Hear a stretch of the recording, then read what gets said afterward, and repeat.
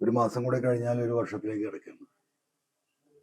ദുരന്തത്തിൽപ്പെട്ട നിരവധിയായ ആളുകൾ മരണപ്പെട്ടു പോയി. ജീവിച്ചിരിക്കുന്നവർ കൂടപ്പിറപ്പുകളെ നഷ്ടപ്പെട്ട വേദന ഒരു ഭാഗത്ത് ഇപ്പോഴും നിൽക്കുമ്പോഴും എങ്ങനെ ജീവിതം മുന്നോട്ട് കൊണ്ടുപോകാൻ കഴിയുമെന്ന് ഒരു വഴിയും കാണാത്ത അവസ്ഥയിൽ ഇവിടെ നട്ടം തിരിയുകയാണ്. കേരളത്തിന്റെ ചരിത്രത്തിൽ അല്ലെങ്കിൽ മറ്റു സംസ്ഥാനങ്ങളുടെ ചരിത്രത്തിൽ ദുരന്തത്തിൽ ഇതുപോലെ സർക്കാർ വില്ലനായി മാറിയ ഒരു ദുരന്തവും കടന്നുപോയിട്ടുണ്ടാവില്ല. ഈ ചൂരൽമല വിഷയത്തിൽ ജനങ്ങളെ പുനരധിവസിപ്പിക്കുന്നതിന് അവരുടെ നഷ്ടപ്പെട്ടു പോയ ജീവിത സന്ധാരണ സൗകര്യങ്ങൾ പുനഃക്രമീകരിക്കുന്നതിന് അതിനെ സഹായിക്കുന്നതിനും കേരളത്തിലെ ജനങ്ങൾ ഒറ്റക്കെട്ടായി 776 കോടി രൂപ ഈ ജനങ്ങളെ സഹായിക്കാൻ വേണ്ടി മാത്രം കേരളത്തിലെ സ്വമനസ്സുകൾ കൊടുത്തിട്ടുണ്ട്. ഇത് സർക്കാരിന്റെ തന്നെ കണക്കാണ്. മുഖ്യമന്ത്രിയുടെ ദുരന്ത നിവാരണ അക്കൗണ്ടിൽ ഇത് സെപ്പറേറ്റ് ആയിട്ട് വയനാടിന് ഒരു അക്കൗണ്ട് ഉണ്ടാകണമെന്ന പൊതു ആവശ്യം ഉൾക്കൊണ്ടുകൊണ്ടാണ് ഗവൺമെന്റ് അന്ന് ഇതുപോലെയുള്ള ഒരു അക്കൗണ്ട് ആരംഭിക്കുന്നതും ആ അക്കൗണ്ടിലേക്ക് ഈ പറഞ്ഞ 776 കോടി രൂപ എത്തുന്നതും. അതിന് പുറമെ വയനാട്ടിലെ പത്രമാധ്യമ പ്രവർത്തകരാണ് നിങ്ങൾക്ക് തന്നെ അറിയാം. എത്രയോ സംഘടനകൾ, വ്യക്തികൾ ഇവിടെ വരികയും നൂറുകണക്കായ വീടുകൾ അന്ന് ഓഫർ ചെയ്യുകയും ചെയ്തിരുന്നു. ഇതേ ഒരു ദുരന്തമായിരുന്നു നിലമ്പൂരിൽ ഉണ്ടായിരുന്നത് കവളപ്പാറ. ആ കവളപ്പാറയിൽ 72 ആളുകൾ അന്ന് മരണപ്പെട്ടു. 100ഓളം വീടുകൾ ഈ ദുരന്തത്തിൽ അന്ന് കുടുങ്ങിപ്പോയി. 6 മാസം കൊണ്ട് ആ വിഷയങ്ങൾ മുഴുവൻ നമ്മൾ തീർത്തു. ചൂരൽമല ഇഷ്യൂ പോലെ ആയിരുന്നില്ല നിലമ്പൂരിലെ ഇഷ്യൂ. നിലമ്പൂരിൽ വലിയ വെള്ളപ്പൊക്കം ഉണ്ടായിരുന്നു. ആ നിയോജക മണ്ഡലം ആകെ വെള്ളം കയറി. സർക്കാരിന്റെ റവന്യൂ കണക്ക് പ്രകാരം തന്നെ 10,000ഓളം വീട്ടിൽ വെള്ളം കയറിയിരുന്നു. 1600ഓളം വീടുകൾക്ക് ഡാമേജ് സംഭവിച്ചിരുന്നു. കവളപ്പാറയിലും പരിസരത്തും ദുരന്തമുണ്ടായ അടുത്ത് ഏകദേശം 80ഓളം വീടുകളാണ് നാശം സംഭവിച്ചിരുന്നത്. പക്ഷെ അതെല്ലാം നമ്മൾ റെക്ടിഫൈ ചെയ്തു. 6 മാസത്തിനുള്ളിൽ പ്രശ്നങ്ങൾ പരിഹരിക്കപ്പെട്ടു. സർക്കാർ അന്ന് നിശ്ചയിച്ചിരുന്ന ഇതേപോലെ അന്ന് ദുരന്തത്തിലേക്ക് സർക്കാർ പണം സ്വരൂപിച്ചിട്ടില്ല. വയനാട് ദുരന്തത്തിന് പണം സ്വരൂപിച്ചതുപോലെ നിലമ്പൂർ ദുരന്തത്തിനായി പ്രത്യേകം പണം ഒന്നും സ്വരൂപിച്ചിട്ടുണ്ടായിരുന്നില്ല. സർക്കാരിന്റെ ദുരന്ത നിവാരണത്തിനുള്ള ഫണ്ടാണ് വീട് നഷ്ടപ്പെട്ടവർക്ക് 4 ലക്ഷം രൂപ വീടിനും 6 ലക്ഷം രൂപ സ്ഥലം വാങ്ങാനും വേണ്ടി നിശ്ചയിച്ചെന്ന് നൽകിയിരുന്നത്. ആ 10 ലക്ഷവും ഈ ഇരകളായ ആളുകളുടെ പോക്കറ്റ് മണിയായി ഞങ്ങൾക്ക് കൊടുക്കാൻ സാധിച്ചു. അതെങ്ങനെ സാധിച്ചു എന്ന് ചോദിച്ചാൽ വയനാട്ടിൽ വന്നതുപോലെ തന്നെയുള്ള നിരവധിയായ സംഘടനകള്, വ്യക്തികള് അവിടെയും നമ്മളെ സമീപിക്കുകയും നമ്മൾ അങ്ങോട്ട് സമീപിക്കുകയും ചെയ്ത് പലരും സ്ഥലം തന്നു, പലരും വീടിന്റെ പണം തന്നു. സർക്കാർ തന്ന പൈസ അവർക്ക് ജീവിക്കാനുള്ള ഒരു ജീവിത മാർഗമാക്കി നമുക്ക് കൊടുക്കാൻ സാധിച്ചു. പക്ഷേ ഇവിടെ അതിൻ്റെ ഒന്നും ഒരു ആവശ്യമില്ല. ഈ പറയുന്ന 776 കോടി രൂപ സർക്കാരിന് കയ്യിലുണ്ട്. സർക്കാർ കണക്കാക്കിയിരിക്കുന്നത് 404 ഈ പറയുന്ന ഇരകളെയാണ്, മരണം സംഭവിച്ച് വീട് നഷ്ടപ്പെട്ടവർ. കോമൺ സെൻസ് എന്ന് പറയുന്ന നമ്മളെന്തായ പ്രായോഗിക ബുദ്ധിയിൽ നിങ്ങൾക്ക് ആലോചിച്ചാൽ അറിയാം.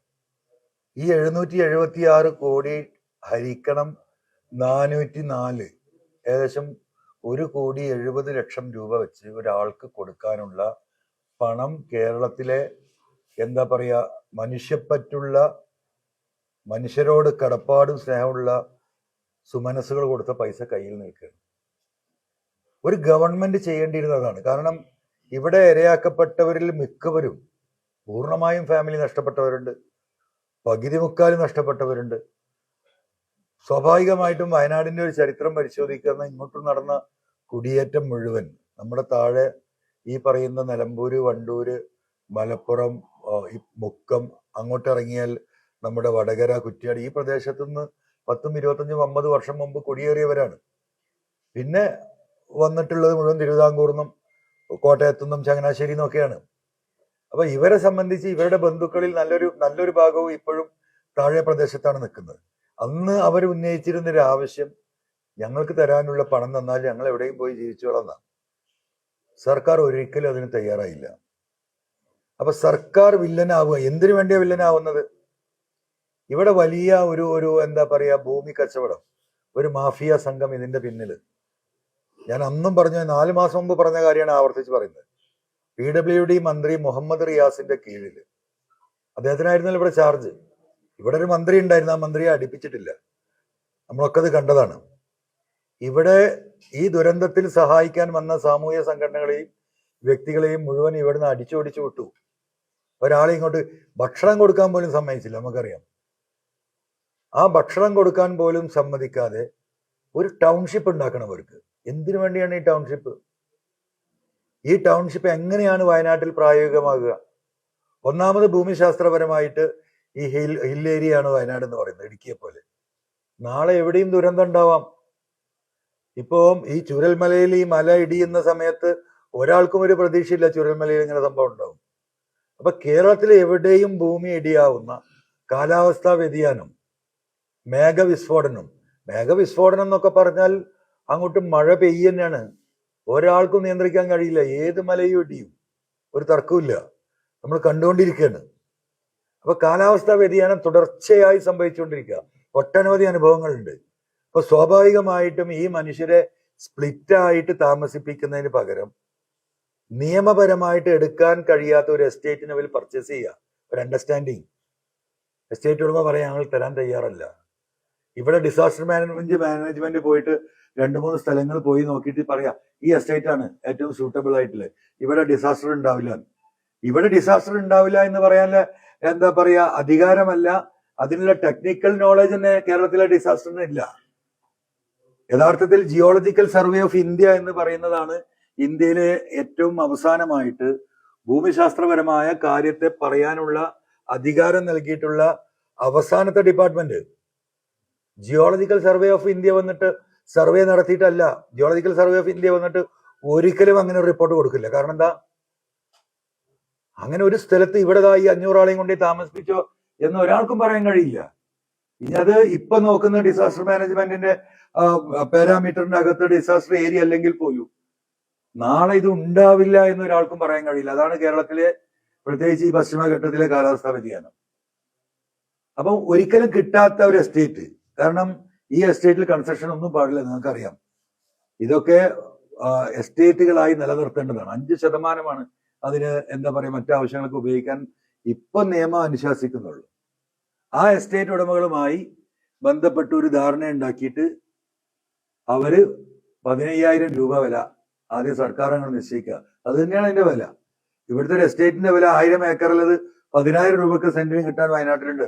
വയനാട്ടുകാർക്ക് അത് അറിയും. എന്നിട്ട് അവര് കോടതിയിൽ പോകും. അവരോട് കോടതിയിൽ പോകാൻ പറയാണ് ഈ ടീം തന്നെ. ഫോണൊന്ന് ഓഫ് ചെയ്യോ? അപ്പം അവര് കോടതിയിൽ പോകുന്നു. സ്വാഭാവികമായിട്ടും സർക്കാർ ഇങ്ങനത്തെ ഒരു ക്രിട്ടിക്കൽ സിറ്റുവേഷനിൽ സർക്കാരിന് ഏത് ഭൂമിയും എടുക്കാനുള്ള അധികാരം ഉണ്ട്. പക്ഷെ കോടതി എന്ത് പറഞ്ഞു? നിങ്ങൾ മാന്യമായ വില കൊടുക്കണം. സ്വാഭാവികമാണ് കോടതിക്ക് അങ്ങനെ പറയാൻ സാധിക്കൂ. അങ്ങനെ 15,000 സർക്കാർ കണക്കാക്കിയ ഭൂമിക്ക് 40-45,000 രൂപ ഇപ്പൊ തന്നെ കൊടുത്തിട്ടുണ്ട്. ഇനി അവർ അപ്പീലിൽ പോയിരിക്കണത് സുപ്രീം കോടതിയിൽ ഇത് പോരാന്ന് പറഞ്ഞിട്ട്. സുപ്രീം കോടതി സ്വാഭാവികമായിട്ടും ഇതെല്ലാം കൂടി പരിഗണിച്ച് 1 ലക്ഷം കൊടുക്കാൻ വേണ്ടി പറയും. കാരണം പിടിച്ചെടുത്ത ഭൂമിയാണല്ലോ, ഒരു ക്രിട്ടിക്കൽ സിറ്റുവേഷനിൽ സർക്കാർ എടുത്താണ്. ഇനി അപ്പീലുണ്ട് സുപ്രീം കോടതിയിൽ. അപ്പൊ ഒരു 2 ലക്ഷം വരെ ഈ ഭൂമിക്ക് 15,000 രൂപക്ക് കിട്ടേണ്ട ഭൂമി 2 ലക്ഷത്തിലേക്ക് ഇവർ എത്തിക്കും. അതിന് ഒരു കൂട്ടു നിൽക്കണം. ഒന്ന്, ഇതാണ് ഇതിലെ ഏറ്റവും വലിയ അഴിമതി. നിങ്ങൾ മനസ്സിലാക്കണം. 10, 25, 50 വീടുകാരെ വ്യത്യസ്തമായ സ്ഥലങ്ങളിൽ പാർപ്പിക്കാൻ സൗകര്യം വയനാട്ടിലുണ്ട്. അതിലേക്ക് അവർ പോയിട്ടില്ല. പോകാതിരിക്കാൻ കാരണം ഒന്ന് ഇതാണ്. രണ്ടാമത്തത് ഇത് ഊരാളുങ്ങൾ സൊസൈറ്റിയാണ് ഇത് പണിയാൻ പോകുന്നത്. ഈ ഊരാളുങ്ങൾ സൊസൈറ്റി എന്ന് പറഞ്ഞാൽ നമുക്കറിയാം, CPM-ന്റെ ഉത്തരവാദിത്തപ്പെട്ട ലീഡർമാരുടെ, നേതാക്കന്മാരുടെ കാൽ കീഴിലുള്ള ഒരു തൊഴിലാളികളെ പേരിന് മുന്നിൽ നിർത്തിയിട്ട് ഇവർ നടത്തുന്ന വൻ സാമ്പത്തിക ലാഭം കൊഴിയുന്ന കേരളത്തിലെ മുച്ചൂടും. ഇപ്പൊ ഇവിടെ തന്നെ ഞങ്ങൾ പരിശോധിക്കും, ഒറ്റ കോൺട്രാക്ടർമാരും കേരളത്തിൽ ബാക്കിയില്ല.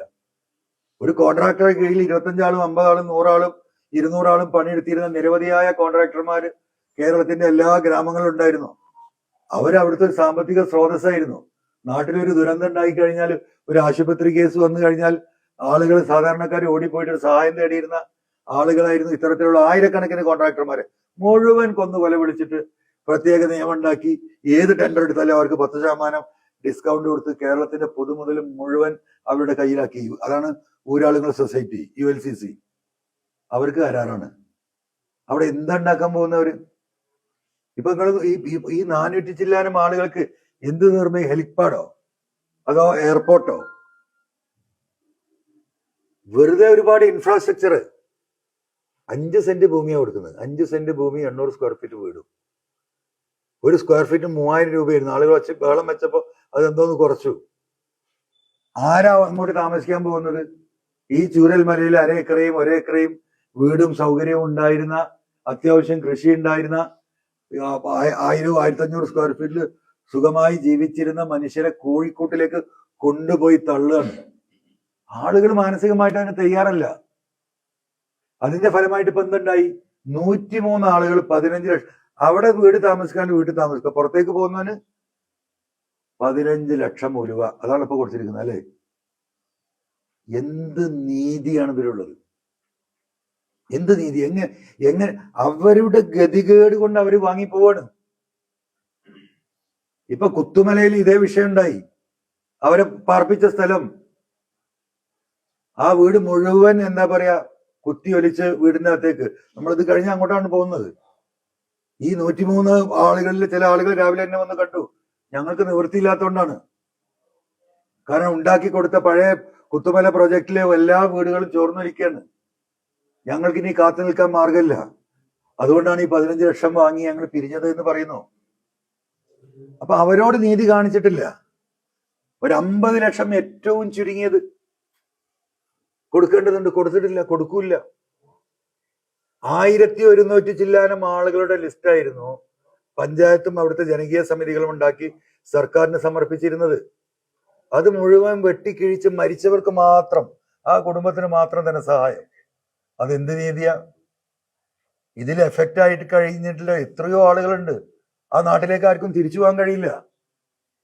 അവിടെ സ്ഥാവര ജംഗമ സ്വത്തുക്കളുണ്ട്.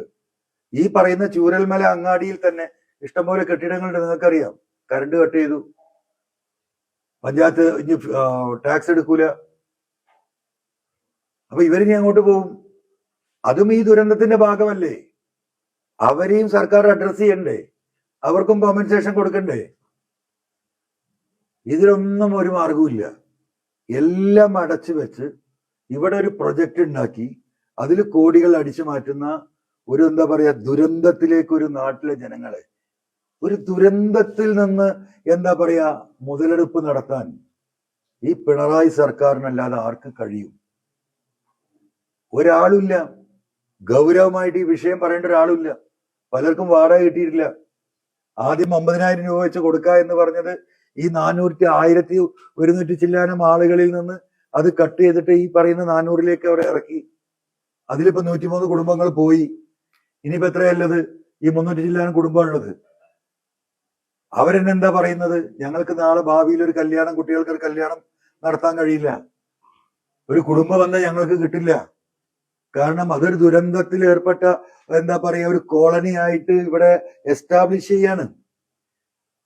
എല്ലാം നഷ്ടപ്പെട്ട ദുരന്തത്തിൽപ്പെട്ട മനുഷ്യരെ അടുത്ത തലമുറകളിലേക്ക് കൂടി സർക്കാർ ഇതാ ദാനമായി ഉണ്ടാക്കി കൊടുത്തൊരു വീടും സംവിധാനമാണ് എന്ന് അടുത്ത തലമുറയിലേക്ക് കൂടി കൺവേ ചെയ്യുന്ന മനുഷ്യത്വ വിരുദ്ധമായ പ്രവർത്തനമല്ലേ ഇതിന്റെ അൾട്ടിമേറ്റ് റിസൾട്ട്?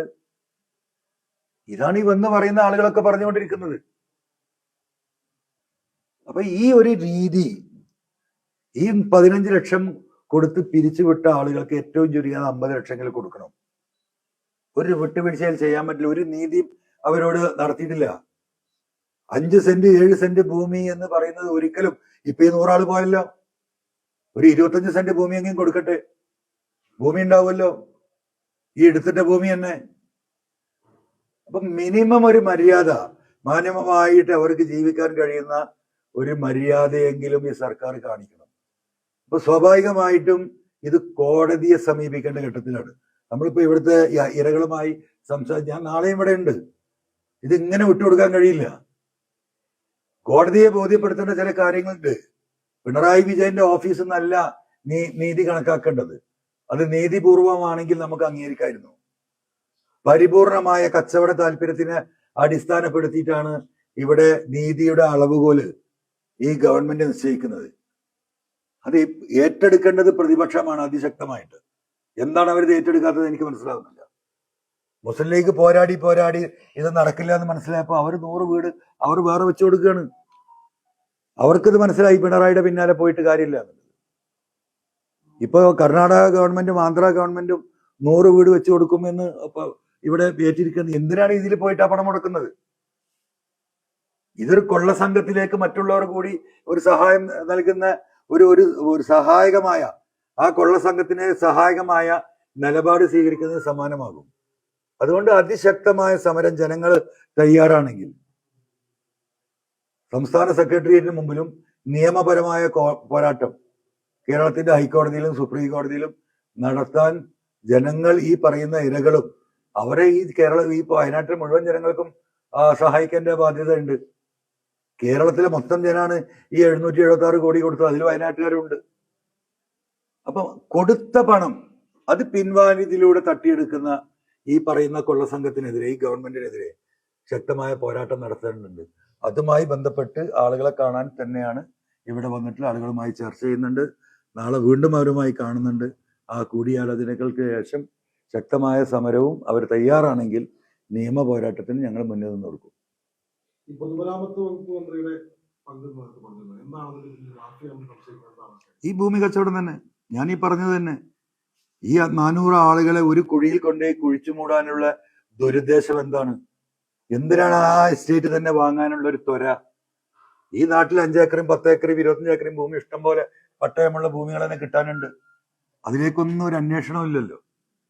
അപ്പൊ ഇത് ഒരു പ്രോജക്റ്റ്. ഇപ്പോ വയനാട് തുരങ്കപാത, ഇപ്പൊ മേപ്പാടിയിൽ നിന്ന് നേരെ നിലമ്പൂരിലേക്ക് ഇറങ്ങാൻ ആകെ 14 കിലോമീറ്റർ ഉള്ളൂ.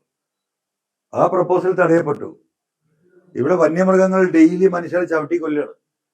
വയനാട്ടിലെ ഈ 3 കോൺസ്റ്റിറ്റ്യുവൻസി ഒരു 500 കോടി രൂപ ഉണ്ടെങ്കിൽ ഈ 3 കോൺസ്റ്റിറ്റ്യുവൻസിയിൽ അല്ലെങ്കിൽ ഒരു 300 കോടി രൂപ ഉണ്ടെങ്കിൽ നമുക്ക് പരിഹരിക്കാൻ സാധിക്കും. ഇന്റർനാഷണൽ സ്റ്റാൻഡേർഡുള്ള സ്ട്രോങ് ഇലക്ട്രിക്കൽ ഫെൻസിങ് നടത്തി കഴിഞ്ഞാൽ ഒരു ആനയും ഒരു ഈച്ചയും, അതിനൊന്നും ഒരു പൈസ ഇല്ല.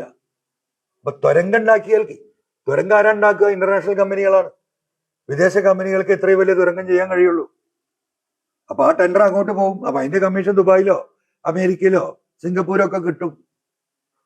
അപ്പൊ മണി ഓറിയന്റഡ് ആയിട്ട് എങ്ങനെയാ അടിച്ചു മാറ്റും? ഇപ്പൊ എന്താ നാഷണൽ ഹൈവേന്റെ സ്ഥിതി? 6 വരി പാത വരുമാനം ഉണ്ടാക്കിയിട്ട് എന്തായി? ഇപ്പൊ 16 വരിയാക്കി നിന്നല്ലോ.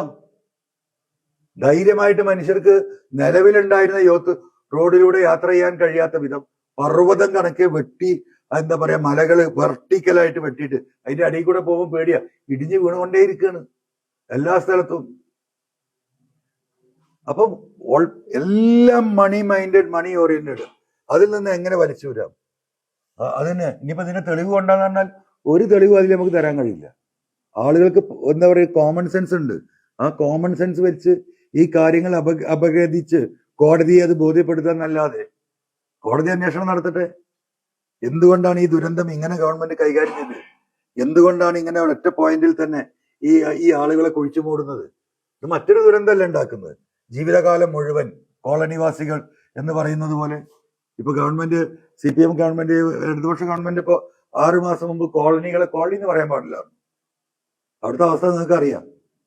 അപ്പൊ പേര് മാറ്റിയിട്ട് രക്ഷപ്പെടാൻ നോക്കുക എന്ന് പറഞ്ഞതുപോലെ ഈ ദുരന്തത്തിൽപ്പെട്ടവരെ വീണ്ടും അടുത്ത തലമുറകളും ഇതൊരു ദുരന്ത ബാധിതരാണ് എന്ന് സ്റ്റാമ്പ് ചെയ്യാൻ വേണ്ടിയിട്ട്, അത് അവരും കൂടെ പറയുന്നതാണ്, എന്റെ അഭിപ്രായമല്ല. അതന്നെ വസ്തുത.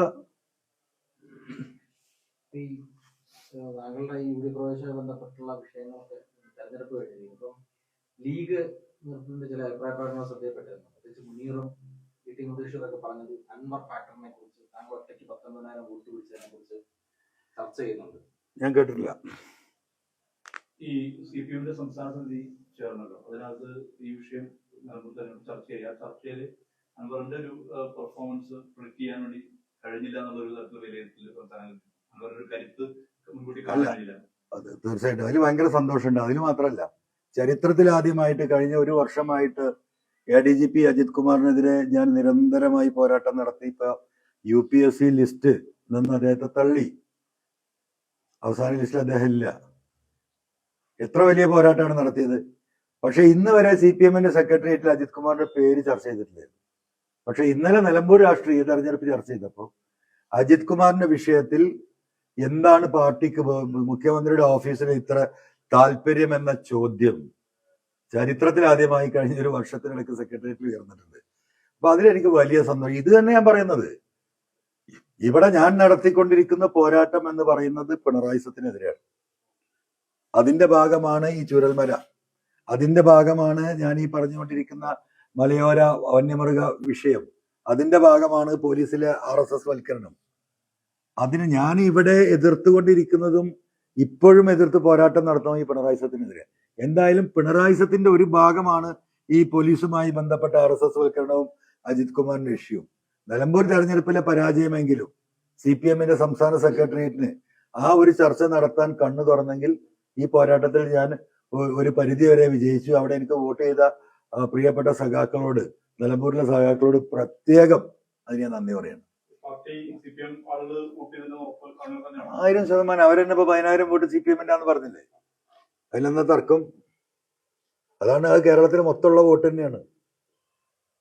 CPM-ന് അവിടെ ഇപ്പൊ UDF-ൽ നിന്ന് വന്ന വോട്ടുകളാണ് എനിക്ക് വ്യക്തിപരമായി വന്നിട്ടുണ്ടായ വോട്ടുകൾ. മറ്റേ CPM-ൽ നിന്ന് വന്ന വോട്ട് കേരളത്തിൽ ഒട്ടാകുണ്ട്, 140 മണ്ഡലത്തിലുണ്ട്. നിങ്ങളത് മനസ്സിലാക്കേണ്ടത് അവിടെ ഈ പറയുന്ന ഉപതെരഞ്ഞെടുപ്പാണ്. UDF-ന്റെയും LDF-ന്റെയും മുഴുവൻ MLA-മാരും മന്ത്രിമാരും ഒത്തൊരുമിച്ച് നിന്ന് പോരാടിയിട്ടാണ് 20,000 കിട്ടുന്നത്. എന്ന് പറഞ്ഞാൽ മിനിമം × 2 ആണ്, അല്ലെങ്കിൽ × 3 ആണ്. അതാണ് വോട്ടിംഗ് പാറ്റേൺ. അതാണ് ഇപ്പൊ ഒന്നും ഉണ്ടായിരുന്ന ചേലക്കര പോയി ഞങ്ങൾ മത്സരിച്ചിട്ട് 4,000 വോട്ട് കിട്ടിയില്ലേ. ഇതേ ഉപതെരഞ്ഞെടുപ്പിൽ ഈ 140, 139 MLA മുഖ്യമന്ത്രി 12 ദിവസം അവിടെ താമസിച്ചു. എന്നിട്ട് അവിടുന്ന് 4,000 വോട്ട് PV അൻവർ പറയുന്ന രാഷ്ട്രീയത്തിന് കിട്ടിയിട്ടുണ്ടെങ്കിൽ × 3 അടിച്ചു നോക്കും നിങ്ങൾ, 12,000 വോട്ടാണ്. അപ്പൊ ഈ 140 മണ്ഡലങ്ങളിലും 10,000 തൊട്ട് 15,000 വോട്ട് ഞാൻ ജനങ്ങളുടെ മുന്നിൽ സംസാരിച്ചു കൊണ്ടിരിക്കുന്ന ഈ രാഷ്ട്രീയത്തിന് അത്രയും ജനങ്ങൾ അതിനെ മിനിമം പിന്തുണക്കുന്നുണ്ട്. അത് തന്നെയാണ് വരാനിരിക്കുന്ന രാഷ്ട്രീയ ഭാവിയിൽ. വരുന്ന പഞ്ചായത്ത് തെരഞ്ഞെടുപ്പായാലും 26-ൽ നടക്കാൻ പോകുന്ന നിയമസഭാ തെരഞ്ഞെടുപ്പായാലും അത് പ്രതിഫലിക്കും എന്നുള്ള കാര്യത്തിൽ എനിക്കൊരു ഡൗട്ടും ഇല്ല. ഇനിയും അത് മനസ്സിലാകാതെ ഉറക്കം നടിക്കുന്നവരും ഉറങ്ങിക്കിടക്കുന്നവരും ഒക്കെ അങ്ങനെ പറഞ്ഞു പോട്ടെ എന്ന് മാത്രമേ അതിനെ കുറിച്ച് എനിക്ക് പറയാനുള്ളൂ. ലീഗ് നേതാക്കൾ മാത്രമല്ല, രമേശ് ചെന്നിത്തലയും കഴിഞ്ഞ അഭിപ്രായപ്പെട്ടിരുന്നു PV അൻവർ കൂടി ഉണ്ടായിരുന്നെങ്കിൽ ഭൂരിപക്ഷം UDF-ന്റെ ഭൂരിപക്ഷം 25,000 കടന്നേനെയാണ്. പക്ഷെ പ്രതിപക്ഷ നേതാവ് ഇപ്പോഴും താങ്കൾ ഒരു അടഞ്ഞ അധ്യായം എന്നാണ് പറയുന്നത്. എന്താണ് ശരിക്കും സംഭവിച്ചോളൂ? ഇതൊരു അക്കാര്യത്തിൽ നിങ്ങൾക്ക് ഒരു വ്യക്തതയുണ്ടോ?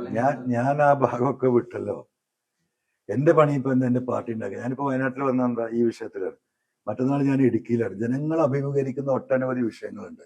പ്രത്യേകിച്ച് ഈ മലയോര മേഖലയിൽ ഞാൻ കഴിഞ്ഞ 2011 മാധവ് ഗാഡ്ഗിൽ കമ്മീഷൻ റിപ്പോർട്ട് വരും അതിനുള്ള നടപ്പിലാക്കാനുള്ള സാധ്യതയുണ്ട് എന്നറിഞ്ഞ 2011 തുടങ്ങിയ പോരാട്ടം ഞാൻ ഇന്നും ഇന്നലെയും തുടങ്ങിയതല്ല. അപ്പം അന്ന് സുപ്രീം കോടതിയിലും ഗ്രീൻ ട്രിബ്യൂണലും കക്ഷി ചേർന്നിട്ടുള്ള വ്യക്തിയാണ് ഞാൻ.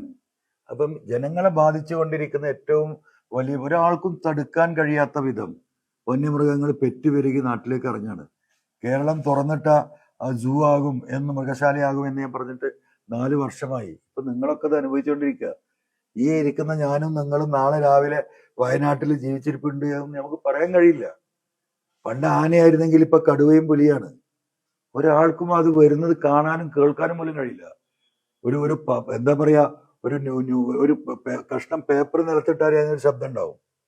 ആ ശബ്ദം പോലും ഇല്ലാതെ ആണ് എന്താ പറയാ ഈ ജീവികൾ സഞ്ചരിക്കുന്നത്. ബാക്കിൽ വന്ന് പെരടി പിടിക്കുമ്പോഴേ നമുക്കിത് അറിയാൻ കഴിയുള്ളൂ. ഒരു പ്രസവത്തിന് 3ഉം 4ഉം കുട്ടികളാണ്. അങ്ങനത്തെ 100 കണക്കിന് കടുവകളും ഈ പറയുന്ന മൃഗങ്ങളും പെരുകുകയാണ് ഈ നാട്ടിൽ. അവർക്ക് തിന്നാൻ ഒരു ഭക്ഷണം കാട്ടിൻ്റെ അകത്തില്ല. സ്വാഭാവികമായിട്ടും പട്ടിണി കിടന്നാൽ എങ്ങോട്ടാ വരിക? മനുഷ്യവാസ പ്രദേശത്തേക്ക് വരും. നാട്ടിലുള്ള ആടിനെയും പശുവിനെയും ഒക്കെ തിന്ന് കഴിഞ്ഞാൽ അടുത്ത പിന്നെ മനുഷ്യനാണ് ബാക്കിയില്ല. എപ്പോഴേ മനുഷ്യനെ പിടിച്ചോണ്ടിരിക്കുക. 3 ദിവസം മുമ്പ് വാൽപ്പാറ, നമ്മുടെ ഇടുക്കി ജില്ലയിലെ തമിഴ്നാടിന്റെ ബൗണ്ടറിയാണ്. 4 മണിക്ക് മുറ്റത്ത് അമ്മ അവിടെ എന്താ പറയുക ഗോതമ്പ് ചേരുക, മോള് ഇവിടെ ഇരിക്കുകയാണ്. ബാക്കിൽ നിന്ന് കുട്ടീനെ പിക്ക് ചെയ്ത് പോയി. നിങ്ങൾ കണ്ടില്ലേ? ഇന്നലെ മിനിയാന്ന് വൈകുന്നേരമാണ് ആ കുട്ടിയുടെ എല്ല് കിട്ടുന്നത്. ഇത് ഇതല്ലേ സ്ഥിതി.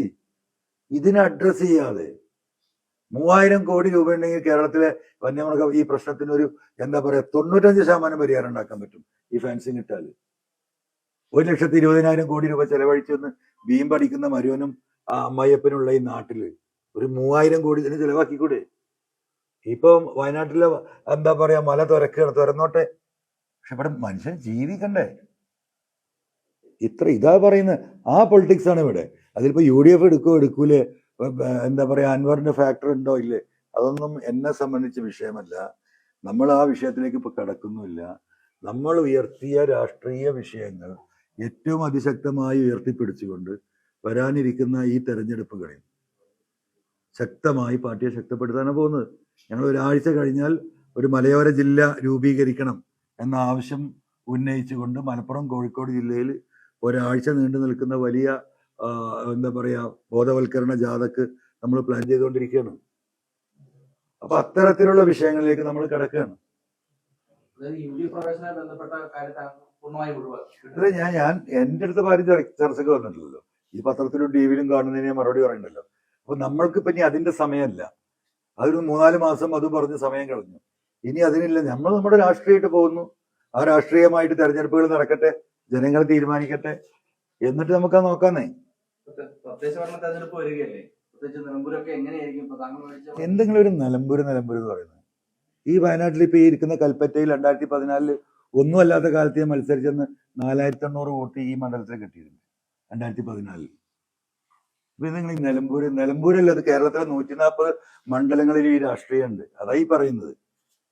അത് ഈ പറയുന്ന ഈ ത്രിതല പഞ്ചായത്ത് തെരഞ്ഞെടുപ്പിൽ 2000-ഓളം വാർഡുകളുണ്ട്. 16,862 വാർഡുണ്ട് പഞ്ചായത്തുകൾക്ക്. അതേപോലെ തന്നെ 3000-ഓളം 2,600-ഓളം വാർഡുകൾ വരുന്നുണ്ട് ബ്ലോക്ക് പഞ്ചായത്തിന്. മുനിസിപ്പാലിറ്റി കോർപ്പറേഷൻ 480-ഓളം സീറ്റുണ്ട്. മുനിസിപ്പൽ എല്ലാം കൂടെ 20,000 to 21,000 ആളുകള് ജനങ്ങളുടെ തെരഞ്ഞെടുപ്പാണ്, സാധാരണക്കാരുടെ തെരഞ്ഞെടുപ്പാണ് ഈ പറയുന്ന ത്രിതല തെരഞ്ഞെടുപ്പ്. ഞങ്ങൾ ഈ മുഴുവൻ വാർഡിലും മത്സരിക്കാൻ താല്പര്യമുള്ളവരെ കണ്ടെത്തും. ഞങ്ങൾ മുഴുവൻ വാർഡിലും തൃണമൂൽ കോൺഗ്രസ് സ്ഥാനാർത്ഥികളായിട്ടായിരിക്കും മത്സരിക്കുന്നത്. നമ്മളൊരു ജനകീയ മുന്നണി ഉണ്ടാവും. തൃണമൂൽ അതിനെ ഹെഡ് ചെയ്യും. ഇപ്പൊ നിലമ്പൂരിൽ നമ്മൾ മത്സരിച്ചതുപോലെ തന്നെ നമ്മളൊരു ജനകീയ മുന്നണി നമ്മളിവിടെ പലരുമായി നമ്മൾ സംസാരിച്ചു കൊണ്ടിരിക്കുന്നുണ്ട്. ചെറുകിട കക്ഷികൾ, അതൊക്കെ നിങ്ങൾ കാണുമ്പോൾ നിങ്ങൾക്ക് തോന്നും മീശ മുളക്കാത്ത കുട്ടികളാണ് സംഘടന എന്നൊക്കെ. പക്ഷേ അതിന് എത്രത്തോളം വേരുകളുണ്ട് എന്നുള്ളത് ഈ 3 മാസം കഴിയുമ്പോൾ, ആ തെരഞ്ഞെടുപ്പ് കഴിയുമ്പോൾ നമുക്കറിയാം. അല്ല, അതെങ്ങനെ വേണമെങ്കിൽ കണക്കൂട്ടാം. നമ്മൾ ജനങ്ങൾ ഈ ഞാൻ പറഞ്ഞുകൊണ്ടിരിക്കുന്ന ഈ വിഷയത്തെ സഹായിക്കാനും ആ നിലപാടിനോടൊപ്പം നിൽക്കാനും നിരവധിയായ സംഘടനകൾ, ചെറുകിട സംഘടനകൾ, അത് ചിലപ്പോൾ ഒരു പഞ്ചായത്തിലെ സംഘടനയായിരിക്കും, ചിലപ്പോൾ അതൊരു നിയമസഭാ മണ്ഡലത്തിലേ ഉണ്ടാവുകയുള്ളൂ, ചിലപ്പോൾ അതൊരു ജില്ലയിലുണ്ടാവും. അത്തരത്തിലുള്ള എന്താ പറയാ ഒരുപാട് റെസിഡന്റ് അസോസിയേഷനുകൾ. ഇപ്പൊ ഒരു ഉദാഹരണത്തിന് പറയുകയാണെങ്കിൽ കൊച്ചിയിൽ V4 കൊച്ചിൻ എന്ന് പറയുന്ന സംഘടന ഉണ്ട്. ഉദാഹരണം, അവർ കഴിഞ്ഞ കോർപ്പറേഷൻ തിരഞ്ഞെടുപ്പിൽ 10-12% വോട്ട് പിടിച്ചവരാണ്. ഞാൻ ഉദാഹരണം പറയാം. അങ്ങനത്തെ ഒരുപാട് സംവിധാനങ്ങൾ കേരളത്തിലെ ചിലപ്പോൾ പഞ്ചായത്തിലുണ്ടാവും. ഇപ്പൊ ഒരു പുൽപ്പള്ളി പഞ്ചായത്ത്, അവിടെ ഒരു പ്രത്യേക വിഷയം ഉണ്ടെങ്കിൽ അവിടെ ഒരു സംഘടന ഉണ്ടാവും ആ വിഷയത്തിന്. അത്തരത്തിലുള്ള സമാന മനസ്കരായ നാടിന്റെ നന്മ ആഗ്രഹിക്കുന്ന സകലമാന ആളുകളെയും കൂട്ടിച്ചേർത്തുകൊണ്ട് ഈ ത്രിതല പഞ്ചായത്ത് തെരഞ്ഞെടുപ്പിൽ ഞങ്ങൾ മുന്നോട്ട് പോകും. ഇത് ജനങ്ങൾക്ക് അത് അനുകൂലമായിട്ടുള്ള സംഘടനയായിരിക്കും. അത് ആർക്ക് എതിരാകുന്നുള്ളത്, ആരാണോ ജനവിരുദ്ധർ അവർക്കെതിരാവും. നമ്മൾ ജനങ്ങൾക്ക് വേണ്ടിയിട്ടുള്ള പോരാട്ടത്തിനാണ് ഈ സംവിധാനം ഉണ്ടാക്കുന്നത്. അപ്പം അത് ആർക്കെതിരാവും ചോദിച്ചാൽ ജനവിരുദ്ധർക്ക് എതിരാവും. നിലമ്പൂരിൽ എന്താ ഞാൻ പറഞ്ഞത്, ജനങ്ങളും ഈ പറയുന്ന ജനവിരുദ്ധരും തമ്മിലുള്ള പോരാട്ടമാണ്. അത്രയുള്ളതിന് മാനദണ്ഡം. അപ്പൊ നമ്മൾ മേപ്പാടിയിൽ ഇപ്പൊ ഈ വെച്ചു കൊടുത്ത വീടുകൾ അത് ചോർന്നൊലിക്കുന്നു എന്ന് പറഞ്ഞിട്ടുണ്ട്, അങ്ങോട്ട് പോകുന്നുണ്ട്. ഇതാണ് ഒരു സ്റ്റാൻഡേർഡ് ഓഫ് ഗവൺമെന്റ് ഇപ്പൊ ചെയ്തുകൊണ്ടിരിക്കുന്ന വീടുകളുടെ സ്റ്റാൻഡേർഡ്. അപ്പൊ ആ ഒരു കാര്യം കൂടി ജനങ്ങളിൽ എത്തിക്കേണ്ടതുണ്ട്. അപ്പൊ സ്വാഭാവികമായിട്ട് ഈ 103 വീട്ടിൽ പണം വാങ്ങി പിന്മാറിയ ആളുകൾ ഈ വിഷയത്തിൽ നമ്മളെ അങ്ങോട്ട് വരുന്നുണ്ട്. അപ്പോൾ ഒഴിവുള്ള പത്രമാധ്യമ പ്രവർത്തകരുണ്ടെങ്കിൽ ഈ വിഷയം കേരളത്തിലെ ജനങ്ങളുടെ മുന്നിൽ സത്യസന്ധമായി എത്തിക്കാനുള്ള ഒരു പരിശ്രമത്തിൽ നിങ്ങളും കൂടി സഹായിക്കണം. ഈ നാടിൻ്റെ പൊതുവായിട്ടുള്ള വിഷയമാണ്. അപ്പോൾ പറ്റുന്ന ആളുകൾ അങ്ങോട്ട് വന്നാൽ നന്നായിരിക്കും. നിങ്ങൾക്കും കുത്തുമലയിൽ മാറ്റിപ്പാർപ്പിച്ചവരുടെ അവസ്ഥ ഇന്ന് നേരിട്ട് കാണാം. അതും ഇതേപോലെ കൊട്ടിഘോഷിക്കപ്പെട്ട വലിയ സംഭവമായിരുന്നു. അപ്പൊ ഇതൊക്കെയാണ് എല്ലാം ബഹളമയമാണ്. താഴേക്ക് വരുമ്പോൾ ഒരു ആത്മാർത്ഥതയും ഒരു സത്യസന്ധതയും ഈ വിഷയത്തിലൊന്നും ഗവൺമെന്റ് ഒരു ഘട്ടത്തിലും എടുത്തിട്ടില്ല. അതിലേക്ക് അടുത്ത ഒരു സമൂഹത്തെ കൂടി മണ്ണിലിട്ട് കുഴിച്ചുവിടാൻ പോകുന്നതാണ് ഇപ്പം സർക്കാർ നടത്തിക്കൊണ്ടിരിക്കുന്ന പുനരധിവാസം. ഈ തൃണമൂൽ കോൺഗ്രസ് നേതൃത്വത്തിൽ ഒരു പുതിയ മുന്നണി വരികയാണെങ്കിൽ അത് ആർക്കായിരിക്കും കൂടുതൽ ദോഷം ചെയ്യുന്നത്? UDF-നായിരിക്കോ LDF-നായിരിക്കോ? അതല്ലേ പറഞ്ഞ അതിനെ പറ്റി നമ്മൾ ആർക്ക് ദോഷം ചെയ്യും നോക്കിയിട്ടല്ലല്ലോ, നമ്മൾ ആർക്ക് ഗുണം ചെയ്യും നോക്കിയിട്ടാണല്ലോ ഒരു സംവിധാനം ഉണ്ടാക്കുന്നത്. അത് ജനങ്ങൾക്ക് ഗുണം ചെയ്യും, പ്രത്യേകിച്ച് കർഷകർക്ക്, മലയോര പ്രദേശത്തിലെ ആളുകൾ. ഏതെങ്കിലും ഒരു മുന്നണി